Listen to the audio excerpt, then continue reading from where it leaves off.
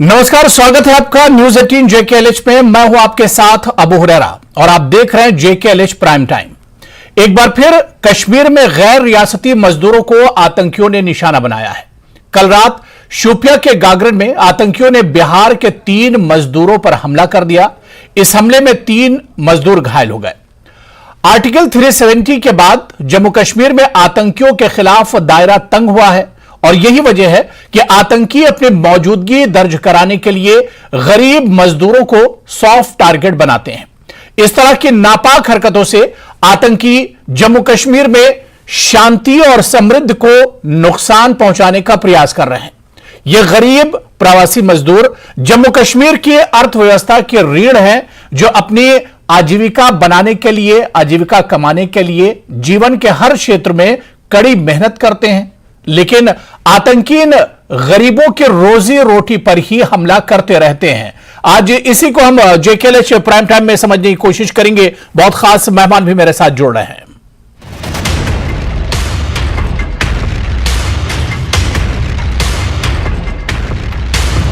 हमारे मजदूर भी रियासत के तकरीबन 10-15 सूबों में जाते हैं काम करने के लिए।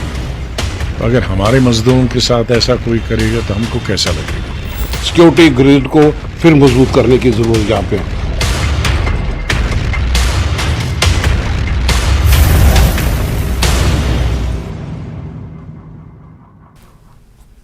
तो शोपियां में हमला हुआ और आतंकियों ने यह हमला किया है, लेकिन अच्छी बात यह है कि जिन पर यह हमला हुआ है गैर रियासती मजदूर थे और तीनों नॉन मुस्लिम थे जिन्हें निशाना बनाया गया है। लेकिन कोई जानी नुकसान इसमें नहीं हुआ है। तीनों का इलाज श्रीनगर में चल रहा है। इसी हमले पर हम बात करेंगे क्योंकि काफी दिनों के बाद इस तरह का आतंकी हमला हुआ है जिसमें नॉन लोकल्स को निशाना बनाया गया है। बहुत खास मेहमान मेरे साथ डिबेट में जुड़ रहे हैं। बहुत जल्दी अपने मेहमानों का इंट्रोडक्शन करा देता हूं। मेरे साथ तेजिंदर सिंह सोढ़ी जी हैं, जो कि सीनियर एडिटर हैं न्यूज 18 JKLH से। अजय भारती जी हैं, एक्स MLC हैं, बीजेपी के स्पोक्सपर्सन हैं।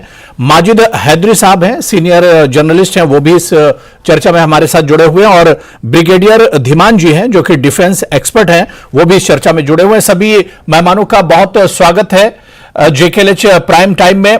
मैं सबसे पहले अजय भारती जी आपसे ही शुरुआत करना चाहूंगा।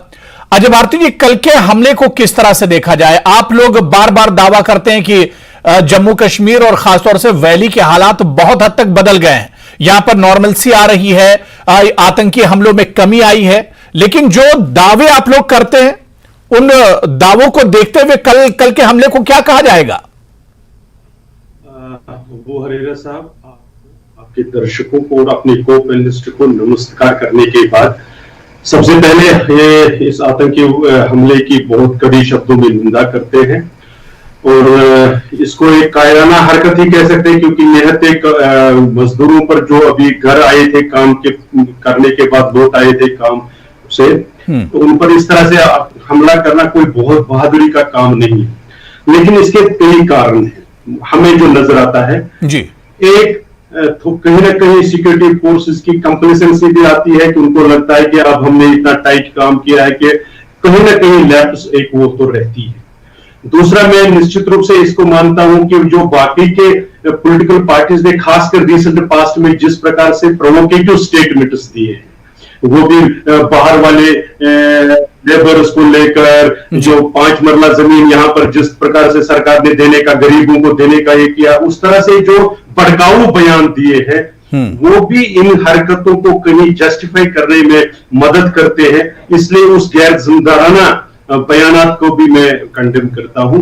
और पाकिस्तान और उनके एमा पर जो काम करने वाले लोग हैं, उनको भी ध्यान में रहना चाहिए कि इस तरह से उनका कोई पर्पस सर्व नहीं होगा। ये जिसने भी ये घटना अंजाम दी है, वो भी अपने अंजाम को पहुंच जाएगा और थोड़े दिनों में हमें पता चलेगा कि वो उसका खात्मा हुआ।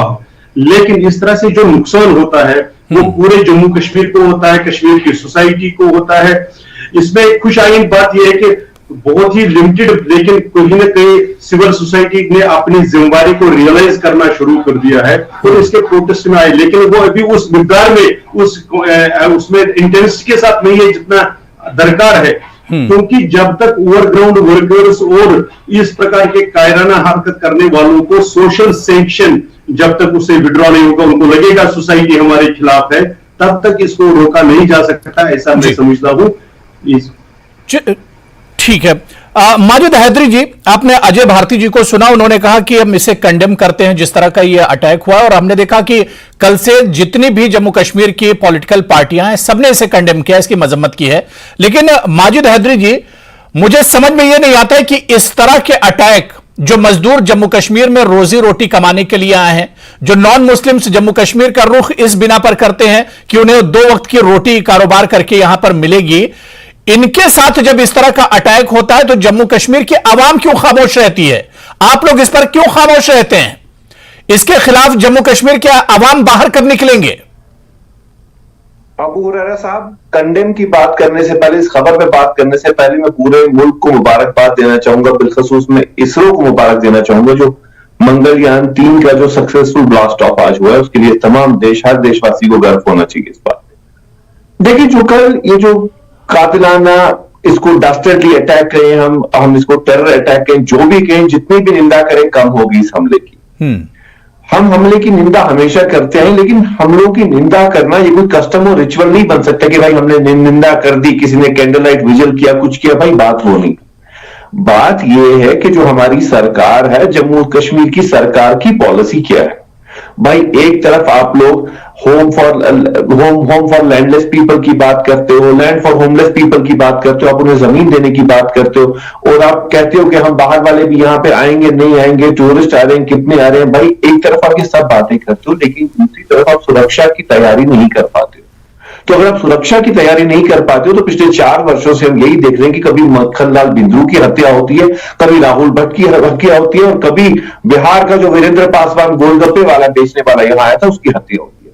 तो टारगेटेड किलिंग्स जो है, इसकी रेस्पॉन्सिबिलिटी, इसकी आंसरेबिलिटी सरकार से होगी। कि भाजपा की सरकार की ऐसी गलत पॉलिसी क्यों है कि एक तरफ तो बातें बड़ी बड़ी करती है कि हम जमीनें देंगे लोगों को, ये करेंगे, माइग्रेंट कॉलोनीज बनाएंगे, बाकी चीज करेंगे, लेकिन दूसरी तरफ उनकी सुरक्षा का काम नहीं हो पाता। तो जब तक भाजपा पहली चीज पे काम ना कर पाए, क्योंकि देखिए अभी तक जितनी भी हत्याएं हुई हैं वो टेरर स्ट्राइक्स थी, लेकिन सरकार आंसरेबल है कि सरकार की नेग्लिजेंस की वजह से ये हत्याएं हुई। जितनी भी टारगेटेड किलिंग्स तो 5 अगस्त 2019 हुई, जिसमें कृष्णा ठावे का बेटा भी था। तो इन सबों का आंसर हमें सरकार से पूछना होगा कि भाई आप लोगों ने ऐसे हालात क्यों बनाए कि जो 30 साल से मक्खनलाल बिंद्रू कश्मीर में सुरक्षित था, वो अचानक बेचारा क्यों मारा गया। जो वीरेंद्र पासवान हर साल गरीब यहां पे गोलगप्पे बेचने आता था, वो अब की बार क्यों मारा गया। राहुल भट्ट उसके दफ्तर में कैसे मारा गया। दफ्तर में पहली दफा जम्मू कश्मीर में 30 साल में मामला। अजय भारती जी जवाब देना चाह रहे हैं। जी अजय भारती जी, बहुत बहुत मुख्तसर में जवाब दीजिए। जी हाँ, बहुत मुख्तसर में। ये जो माजिद हादरी साहब इसको 2019 के बाद के साथ ही जोड़ रहे हैं, 1999 से पहले भी यहाँ पर टारगेटेड किलिंग हिंदूज की होती रही है। ये कॉन्स्टेंट प्रोसेस है, और इसको किसी एक सरकार और 2019 के साथ जोड़ना, ये इनकी राजनीतिक करण का एक तरीका है। चलिए ठीक है, मैं तेजेंद्र सिंह सोढ़ी जी आपके पास आना चाहूंगा। सर, काफी दिनों के बाद इस तरह का अटैक हुआ है जिसमें नॉन लोकल्स को, नॉन मुस्लिम्स को निशाना बनाया गया है। सर, इस तरह के हमले की मंशा क्या है? क्योंकि हम देख रहे हैं पिछले कुछ अटैक्स को आप उठाकर देखिए तो उसमें लगता है कि नॉन मुस्लिम्स को एक तरह से टारगेट किया जा रहा है इन हमलों में। अगर आप देखेंगे recent chain of events, Srinagar में G20 का सक्सेसफुल इवेंट होना, जिसमें कई मुख्तलिफ देशों के नुमाइंदे थे, बिल्कुल पीसफुल तरीके से वो निकला। उसके बाद अभी तक जैसे आप देखें कि लगभग 15,000 के करीब फॉरेन टूरिस्ट जो हैं जनवरी से लेकर अभी तक 6 महीने हो चुके हैं, 7वां महीना चल रहा है, तो वो कश्मीर जा चुके हैं। नंबर जो है और बढ़ेगा। तो एक जो ग्लोबल कम्युनिटी में एक कश्मीर की एक इमेज प्रेजेंट हो रही है कि जो थिंग्स हैं, जो सिचुएशन है वो नॉर्मल हो रही है। देखिए, पूरी तरह से नॉर्मल होना, जो एक नासूर है पिछले 30-32 साल का, एक कंट्री उसके पीछे लगी हुई है पाकिस्तान की, कहीं ना कहीं कुरैद की उस जख्म को नासूर बनाए, आतंकवाद को भारत में एक्सपोर्ट करने का पाकिस्तान का जो मंसूबा है वो लगातार चल रहा है, उसमें कोई कमी नहीं आई है। लगातार आतंकियों को भेजा जा रहा है, लाइन ऑफ कंट्रोल से लगातार ड्रोन के जरिए हथियार और नारकोटिक्स भेजे जा रहे हैं कि जम्मू कश्मीर का जो यूथ है उसका फ्यूचर तबाह किया जाए। लेकिन एक फ्रस्ट्रेशन है क्योंकि एक ग्लोबल कम्युनिटी में एक पिक्चर देखी जा रही है कि G20 सक्सेसफुल हुआ, फॉरेन टूरिस्ट कश्मीर जा रहे हैं, तो वो अभी जैसे आप देखिए अमरनाथ यात्रा पीसफुली हो रही है, 15 दिन लगभग हो चुके हैं, 2 लाख के ऊपर जो यात्रु हैं वो दर्शन कर चुके हैं। तो कहीं ना कहीं पाकिस्तान और पाकिस्तान के जो आतंकी हैं जो कश्मीर में ऑपरेटिव हैं वो नहीं ये चाहते कि लोग ये देखें कि कश्मीर में पीस है। सबसे इजीएस्ट टारगेट कौन है? इजीएस्ट टारगेट है वो लोग जो निहत्ते हैं, जो रोजी रोटी कमाने के लिए वहां पर रह रहे हैं। देखिए बिहार के सुपौल से ये लोग आए थे, अपनी रोजी रोटी कमा रहे थे। इनको टारगेट करना कोई ज्यादा बहादुरी का काम नहीं था आतंकवादियों के लिए। जैसे कल हमें पता चला कि 2 आतंकवादी मास्क पहनकर रिवॉल्वर लेकर आए। ये जो माइग्रेंट लेबर थे, ये अपने घर में काम खत्म करके आए हुए थे अपने रेंटेड एकोमोडेशन में, और वहां पर इन लोगों पे अंधाधुंध फायरिंग कर दी। तो ये बिल्कुल ये दर्शाता है कि पाकिस्तान और पाकिस्तान के आतंकी फ्रस्ट्रेटेड हैं। और दूसरी एक और अहम बात देखिए, गुलाम नबी आजाद की हम साउंड बाइट सुन रहे थे, उन्होंने ये कहा कि देखिए जम्मू कश्मीर के जो लोग हैं, मजदूर हैं, वो भी भारत की मुख्तलिफ रियासतों में काम कर रहे हैं। तो इन आतंकवादियों का जो आतंकवादी पाकिस्तान की बेहस्त में कश्मीर में निहत्ते हिंदुओं पे, निहत्ते माइग्रेंट लेबर्स पे अटैक कर रहे हैं, इनकी एक और मंशा ये है कि वो भारत में रह रहे हिंदुओं को भी प्रवोक करना चाहते हैं। देखिए अगर भारत में कहीं पर भी किसी कश्मीरी पे आंच आती है तो वो ग्लोबल न्यूज बन जाती है कि देखिए जी आप देख लीजिए अभी कहीं पर ह्यू एंड क्राई नहीं है कि बेगुनाह निहत्ते हिंदुओं पे जो बिहार के रहने वाले थे उन पे कश्मीर पे हमला हुआ, आतंकवादियों ने हमला किया। लेकिन अगर वही आप उल्ट देख लें कि अगर कोई हिंदू हिंदुस्तान के किसी कोने में किसी कश्मीरी को एक चपेट भी, एक थप्पड़ भी मार देता है तो उसका कितना बड़ी खबर बन जाएगी, कितने लोग शोर मचाने के लिए आ जाएंगे। हालांकि दोनों जो चीजें हैं गलत हैं। किसी हिंदू पे हमला करना, किसी मुस्लिम पे हमला करना, किसी के मजहब के बिना पे उस पे हमला करना बिल्कुल गलत है। लेकिन पाकिस्तान और आतंकवादियों की मंशा यह है कि भारत में रह रहे लोगों को भड़काएं ताकि वो कल कश्मीरियों को टारगेट करें और ये फिर कश्मीरियों के दिल में एक नफरत जो पिछले 70 साल से पाकिस्तान 1947 से लेकर अब तक उस नफरत को भड़काने की कोशिश कर रहा है लेकिन नाकामयाब रहा है। लेकिन एक वो सेक्टेरियन डिवाइड करके पाकिस्तान उस नफरत को फिर से भड़का आग लगाना हवा देना चाहता है। जी हुरेरा, बिल्कुल बिल्कुल, यानी पाकिस्तान कहीं ना कहीं अपनी नापाक हरकतों में लगा रहता है और अपनी स्ट्रेटेजी भी एक तरह से बदलता रहता है। इस पर हम और बात करेंगे। मैं ब्रिगेडियर धीमान जी आपके पास आना चाहूंगा सर, 2-3 तरीकों से, क्योंकि अलग अलग जो हमारे पैनलिस्ट हैं उन्होंने अपनी राय रखी है। तेजिंदर सिंह सोढ़ी जी ने कहा कि पाकिस्तान की नजर तो हमेशा रहती है कि किस तरह से जम्मू कश्मीर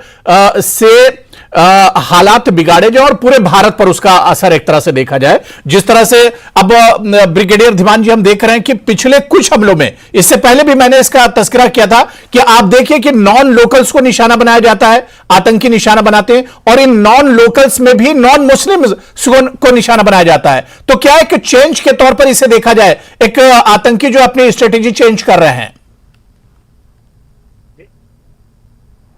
देखिए, with due respect to all your panellist, मैं ये बताना चाहूंगा कि एक इंसिडेंट हुआ है जो रेकरिंग इंसिडेंट है, कई बार हो चुका है, और ये जो अभी स्ट्रैटेजी है टेररिस्ट की, ये लेटेस्ट स्ट्रैटेजी है।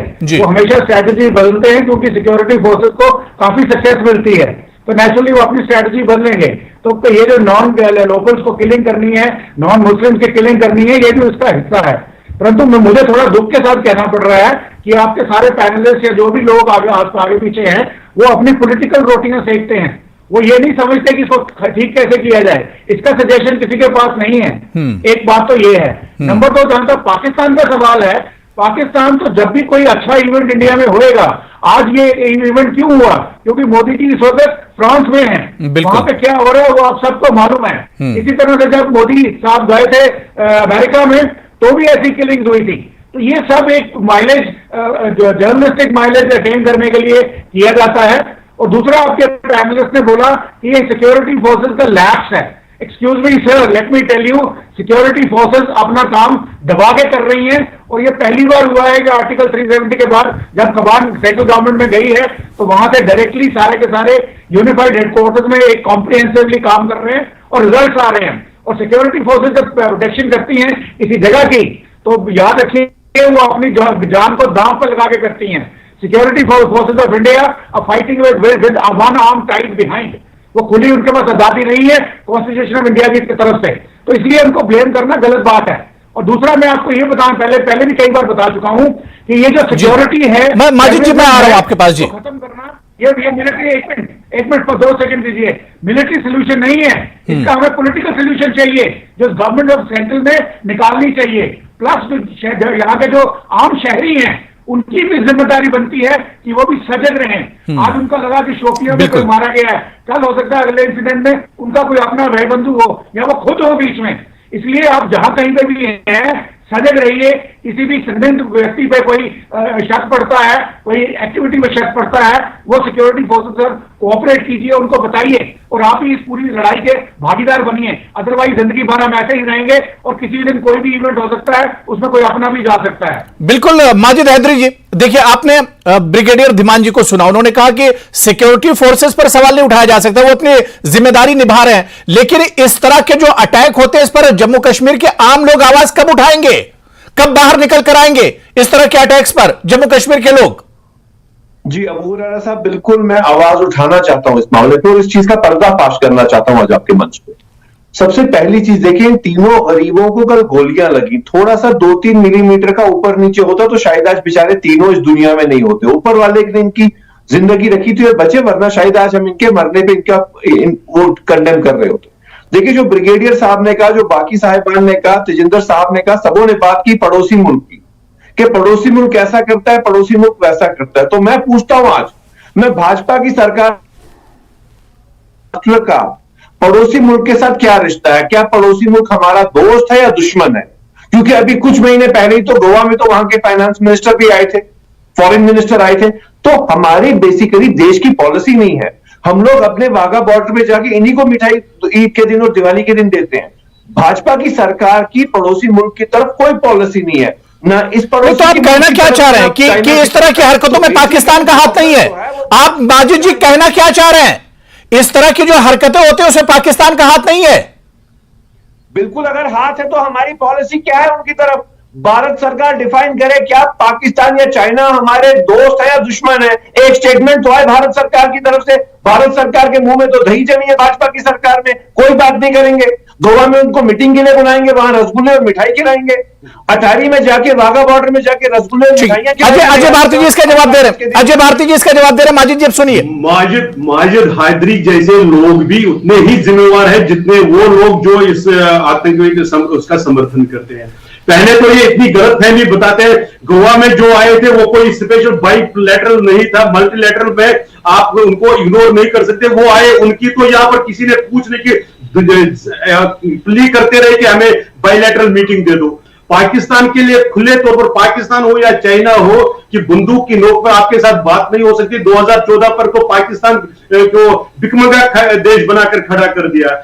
इसलिए इन्होंने लोगों को भड़काने के लिए, लोगों को गुमराह करने के लिए ऐसे स्टेटमेंट देते हैं, इंस्टेड कि ये लोगों में जाकर कहते हैं कि इसके खिलाफ आवाज उठाओ, बाहर आ जाओ। उनको खिलाफ ये कहते हैं वो वैसी बात कभी नहीं करेंगे, आम जनता पर नहीं करेंगे। हमारी सरकार बताए तो मेरी बात, आप सरकार, हमारी सरकार ने एक बार नहीं बार बार सरकार में चुप्पी सरकार ने एक बार नहीं बार बार बताया है। मुझे यह बताए इसमें ओवरग्राउंड वर्कर्स इन्वॉल्व है कि नहीं है, किसी ने इनकी निशानदेही करी है कि नहीं है। अगर ये मास्क लेकर आए या लोकल कहीं ना कहीं से आया है ना, उसको आइडेंटिफाई करने में कौन एक्टिव हो जाएगा?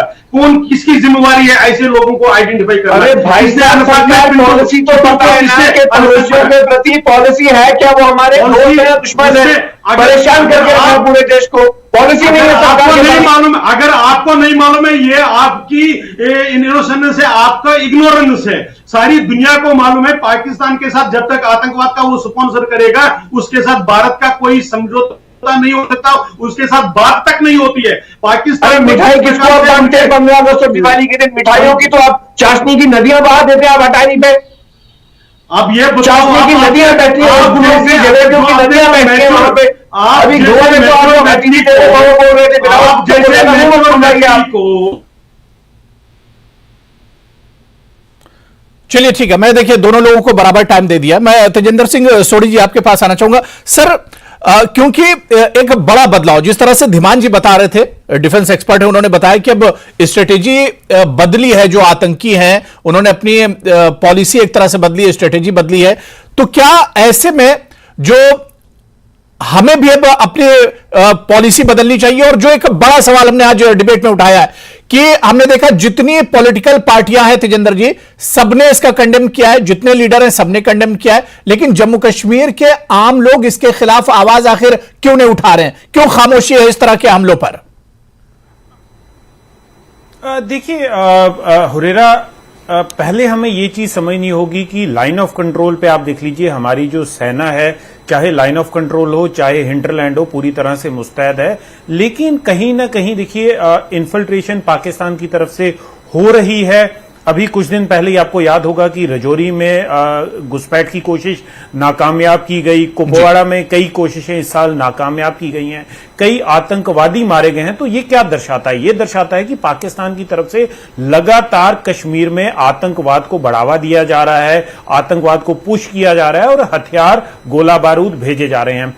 पिछले कई महीनों में आप देख लें कि ड्रोन के जरिए हथियार भेजे गए, चाहे वो पंजाब से इंटरनेशनल बॉर्डर के जरिए हो, चाहे सांबा में हो, चाहे कठुआ में हो। तो एक कंट्री जो हमारा पड़ोसी मुल्क है, देखिए अनफॉर्चुनेटली आप जैसे हमारे फॉर्मर प्राइम मिनिस्टर ने एक बार कहा था कि आप दोस्त बदल सकते हैं, आप पड़ोसी नहीं बदल सकते। और हमारे लिए, हिंदुस्तान के लिए सबसे बड़ी बदकिस्मती यह है कि हमारा सबसे ज्यादा बड़ा बॉर्डर जो है, चाहे आप उसे लाइन ऑफ कंट्रोल कहें, इंटरनेशनल बॉर्डर कहें, जैसे जम्मू कश्मीर में लाइन ऑफ कंट्रोल है, बाकी देश के अलग हिस्सों में इंटरनेशनल बॉर्डर है, जम्मू में भी इंटरनेशनल बॉर्डर है, वो सबसे बड़ा पाकिस्तान के साथ है। और पाकिस्तान एक नासूर है पिछले 70 साल से हिंदुस्तान के लिए। रही बात भारतीय सेना पूरी तरह से मुस्तैद है, उनकी बहादुरी पे शक करना का कोई सवाल ही नहीं उठता। लेकिन आप देखिए, अगर एक आपका जो पड़ोसी मुल्क है लगातार भारत में हालात खराब करने की कोशिश कर रहा है, आतंकवाद को भेज रहा है, तो पूरी तरह से आप उसे फुल स्टॉप नहीं लगा सकते। लेकिन 2019 के बाद अभी तक आप देख लीजिए, पत्थरबाजी जो लगातार आए दिन लगातार कश्मीर में होती थी। माजिद हैदरी मेरे बहुत अच्छे दोस्त भी हैं, जर्नलिस्ट, एक वेटरन जर्नलिस्ट हैं कश्मीर घाटी में। इन्हें भी पता है कि हर दिन, चाहे जुमा की नमाज हो, चाहे स्कूल के बाद भी आप देख लीजिए, कॉलेज के बाद भी पत्थरबाजी हुआ करती थी। कॉलेज से बच्चे निकलते थे, पत्थर मारना शुरू हो जाते थे। लेकिन 2019 के बाद ग्राउंड पे ये बदलाव आपको नजर आएगा कि पत्थरबाजी की जो घटनाएं हैं बिल्कुल खत्म हुई हैं। देखिए, आज आप जिन पॉलिटिशियंस की बात करते हैं, कश्मीर बेस्ड पॉलिटिशियन, जो आपसे ये सवाल पूछते हैं कि आप बताएंगे 2019 के बाद हालात सुधरे क्या, उनसे ये पूछें क्या उनके टाइम पे जब वो चीफ मिनिस्टर थे, जब वो हेल्म ऑफ अफेयर्स पे थे, क्या तब हालात ठीक थे?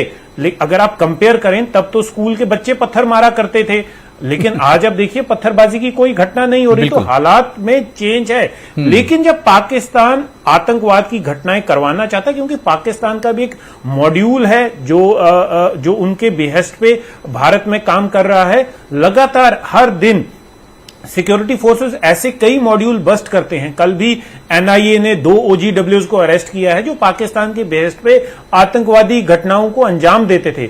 पूरी तरह से अगर आप कहें कि आतंकवाद को आप खत्म कर देंगे, देखिए this is a wishful thinking, आप नहीं कर पाएंगे जब तक एक मुल्क का सपोर्ट उसे नहीं, जब तक एक कंट्री, आपकी पड़ोसी कंट्री सपोर्ट करती रहेगी। देखिए, पाकिस्तान इस वक्त हाशिए पे है, उनकी इकोनॉमी बिल्कुल क्रश हो चुकी है। अभी हैदरी साहब ने भारत को शुभकामनाएं दी, हमारे देश को, उनके अपने देश को शुभकामनाएं दी चंद्रयान 3 की सक्सेसफुल लॉन्च पे। तो देखिए कंट्राडिक्शन देखिए पाकिस्तान की और भारत की। भारत ने चंद्रयान 3 भी ब्लास्ट ऑफ किया, हमारे मार्स मिशन की तैयारी चल रही है, लेकिन पाकिस्तान में हालत क्या है कि पाकिस्तान में लोग एक एक रोटी के लिए तरस रहे हैं, आटे की बोरी के लिए एक दूसरे का कत्ल कर रहे हैं। पाकिस्तान जब तक अपने रिसोर्सेज को भारत में आतंकवाद को बढ़ाने में, भारत को, क्योंकि पाकिस्तान की एक स्टेटेड पॉलिसी है to bleed India with 1000 cuts, जब तक पाकिस्तान वो पॉलिसी अपनी चेंज नहीं करेगा तो देखिए हिंदुस्तान में जम्मू कश्मीर जब तक पड़ोसी को लेकर उसकी समझ और उसका नजरिया जब तक नहीं बदलेगा, उसके हालात बदलने वाले नहीं। बहुत सही बात तेजिंदर सिंह सोढ़ी जी आपने कही। मैं ब्रिगेडियर धीमान जी सर, बहुत मुख्तसर में, जिस तरह से तेजिंदर जी ने कहा कि जब तक हमारा पड़ोसी इतना नापाक होगा और नापाक हरकतें करता रहेगा, इस तरह के हमले तो नहीं रुकने वाले। लेकिन सर, इसका हल क्या है? आए दिन जो इस तरह के हमले होते, एक गैप यहां पर देखने को मिला था, लग रहा था कि अब पीस आएगा, लेकिन फिर अब शोपियां में इस तरह का अटैक हुआ। तो इसका हल क्या है धीमान जी? देखिए, ब्रीफली मैं आपको 2 पॉइंट्स बताऊंगा इसका हल। सबसे पहले तो गवर्नमेंट ऑफ द डे जो है, इसकी जिम्मेवारी है कि ये मिलिट्री पे कम रिलाय करे और पॉलिटिकल सोल्यूशन निकालने की ज्यादा कोशिश करे। नंबर 1, उनको हर मुमकिन कोशिश करनी चाहिए। और मिलिट्री के अंदर भी जो हमारा है सिक्योरिटी फोर्सेस का, उसका जो है एम्फोसिस बूट्स ऑन ग्राउंड कम होना चाहिए, क्योंकि बूट्स ऑन ग्राउंड पब्लिक को ज्यादा तंग करते हैं और पब्लिक पिछले 35 साल से तंग आ चुकी है। आप नाके लगाएंगे, सर्चेस करेंगे, क्रैकडाउन करेंगे, नोबडी विल लाइक इट। उसकी जगह पे आप अपना जो इंटेलिजेंस का तंत्र है उसको मजबूत कीजिए। सारे के सारे ओवरग्राउंड वर्कर्स को, सिंपथाइजर्स को आइडेंटिफाई करिए और उनको एलिमिनेट कीजिए। तभी जब उनके पास, अगर पाकिस्तान गवर्नमेंट के ऊपर हम ब्लेम लगा रहे हैं, पाकिस्तान क्या कर लेगा अगर उसकी सपोर्ट करने के लिए ओवरग्राउंड वर्कर्स इंडिया के अंदर ही नहीं होंगे? अगर उनको हमारी इंटेलिजेंस एजेंसी न्यूट्रलाइज करना शुरू कर देंगी, उनको इंटेलिजेंस एजेंसीज को और पुख्ता किया जाएगा और वो उनको न्यूट्रलाइज करेंगी, तो ये जो प्रॉब्लम है काफी हद तक ऑटोमेटिकली सॉल्व हो जाएगी। नंबर 2, जो हमारे सिविलियंस हैं, शहरी हैं, इनको भी इसमें भागीदारी करनी है। जरूरी नहीं है कि उनको जरूरी कोई पिस्टल के साथ या गन के साथ कोई मिलिटेंट मिले तो ही जाके वो पुलिस को रिपोर्ट करेंगे। अगर उसको पनाह देने वाला भी को मिलता है। अब भट्टा दूरिया केस में क्या हुआ था?